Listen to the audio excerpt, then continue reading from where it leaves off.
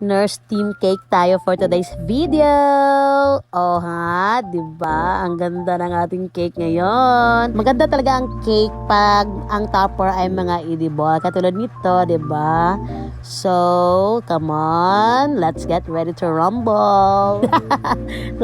Let's get ready to rumble. So, all white lang ni siya nga cake, no? Kaya ang sample ni ma'am is all white lang at saka yung ano na yung mga topper na mga edible. So ahead of time talaga ginagawa yung mga topper para hindi maghahol tayo sa oras. So sa this time is nag-icing ako pero ready na yung mga topper na ilalagay ko sa cake. So kailangan na nating magtagalog sa year 2024 para maintindihan ng lahat ng mga baker natin dyan. So shout out sa inyo. And this time naglalagay na ako ng mga topper. Ang printed lang yan is yung logo.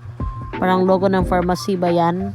Yan. Nilagyan ko lang ng fondant sa ilalim ng printed topper para maging siya 3D tingnan.